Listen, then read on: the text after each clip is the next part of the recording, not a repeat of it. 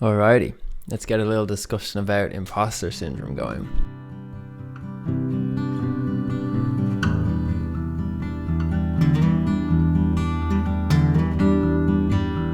I remember my first recollection of when I felt imposter syndrome goes back to like school days when I used to want to gel my hair, like put a hair product in my hair to make my fringe stick up. And I remember I would like try do it at home because my older brother did it, and I don't know, like back then I really wanted to be like my older brother. And so I would like copy everything he did. Like I chose not to eat strawberry ice cream. No, chocolate. He didn't like chocolate ice cream, so I didn't like chocolate ice cream. He didn't like Lord of the Rings. I didn't like Lord of the Rings. Still haven't watched it to this day. But specifically relating to his hair, he used to put gel in the fringe of his hair. And that's kind of what all the cool kids did. So I wanted to do that too. So what I would do is I'd put the gel in my hair, but I would go into school and I would think like, oh, I'm not the type of person that puts gel in their hair. Like I can't pull this off. Like I'm not a cool kid. And like that was my first instance. But then I suppose if I like reflect, like growing a beard, I felt imposter syndrome about growing a beard because like who am I to grow a beard, you know? Same with like growing my hair long. Like am I the type of guy to grow my hair long? Like I don't know, like who's the type of person to grow their hair long? I feel that imposter syndrome, it comes when we think we're doing something that we shouldn't be doing, which implies that there are certain types of people that should do certain things. And I think that inherently is a flawed understanding of life. Like when we come into this earth as babies, you know, we have to learn things. We have to learn how to walk, or crawl, walk, eat, you know, go to the bathroom, all those kind of things. And then we get to the schooling part, and the message that we're consistently hammered into our head is you have to finish school before you know, can achieve X, Y, and Z. And while there is definitely, you know, some truth to that, I think it gives us this belief that we need to achieve a certain thing in order to feel a certain way, in order to be valuable, in order to be worthy, you know? And I think that's what the root of the symptom of imposter syndrome comes from, is that we don't believe we are at the place that we are required to be in order to carry out this task, in order to have this role, in order to have this hairstyle, whatever it is. I play music, and I've probably been doing it now for like 10 years, so I've got a lot of practice with it. But at the beginning, I used to think like, who am I to try and sing? Who am I to put my music out there, you know? Who am I to play the guitar? Who am I to, you know, even think that I could share with someone how to play a guitar? Same with videos and this kind of stuff. Like, who am I to help someone make a video? Who am I to tell someone about like camera settings? Like, it's so difficult for me to believe a lot of the time in my capabilities to carry out the work that I do, to do the things that I do. And, you know, the way that this might manifest is like, say someone offers you a compliment and you receive the compliment, but you don't really receive it because you hear it, but in your head you're saying, oh, they're just saying that because, you know, XYZ, they're my friend, they're my family member, they say this to everybody, all of this stuff. And in saying that, or in believing that, what we're doing is we're just downplaying our value, you know? I think that's what is really hammered into us with the whole school thing, is it's downplaying our value in the present moment. It's downplaying the worth that we have right now, and it's putting it in some future version of yourself that you might never get to.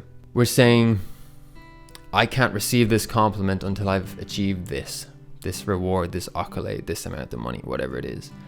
And if we just push all of that aside, you know, all of the speculation about what we might end up being in the future, what we could become, if we pushed all of that aside, what we'd end up with is a more present moment awareness. And I'm not saying that we shouldn't strive to achieve things and that we shouldn't strive to grow and learn, because absolutely, I do believe that life is and always will be a work in progress. From the moment you're conceived to the moment you die, it's all like a snowball, just building, building, building. And the thing is, we always look ahead to where we want to be, but we rarely look back and see where we are now in relation to where we were at the beginning. And there's so much growth between this version of myself and the version of myself, say like 5 years ago, 10 years ago, last week, you know? And our tendency is to look at the version of us now and say, oh, I have so far to go. And that discounts the value that you've brought into the world at this point and the value that you have to offer at this point as well. Because I may not be, the most incredible musician in the world, whatever that means, or the best video maker ever, but I have a lot of understanding and knowledge of these topics. I've practiced them for years. I've created things for years. I've been writing things for years. I've been performing things for years. So to say that where I'm at now is just, useless and not to be mentioned is totally, basically, to put it frank, taking a big shit on the past version of myself that wanted to be able to film things, that wanted to be able to be on screen, that wanted to share things with the world. Because that is what I wanted at one point, was to be where I am now. And now that I'm here, I just want to be somewhere else, right? I can have gratitude and appreciation for all of my efforts up until this point, and I can continue to grow and strive for more achievements. But where imposter syndrome comes in, I think it's that we totally discount everything up until now and we start projecting everything to the future.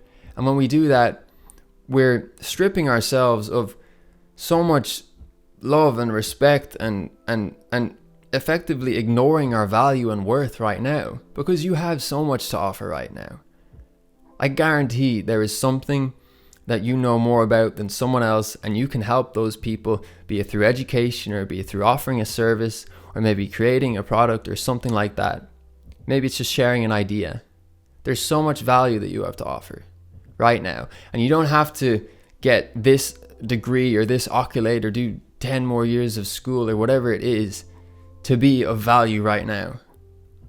You can do all of those things, and that's great.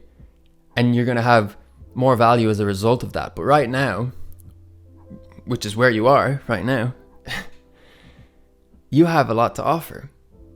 And I want you to remember that.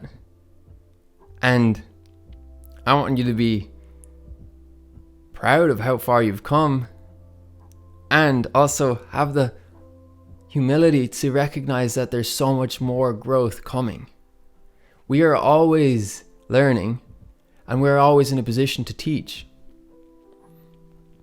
We have these terms so heavily charged, through our conditioning. It's like a teacher is someone that knows everything. It's like, teachers don't know everything. Teachers definitely are knowledgeable, but just because they're a teacher, it doesn't mean they know everything. And it was only when I started to actually become friends with people that were, a lot older than me, or people that were actually teachers or lecturers, and I started to understand them on a personal level and start to see how they struggled in a very similar way to me, despite, the age gap or the gap in the role that we play in society, the hats that we wore. And if I'm a student and they're a teacher, you would expect that they would have all the answers for me, but they were very much meeting me at the same sort of human level. We all have hopes and fears. We all have regrets.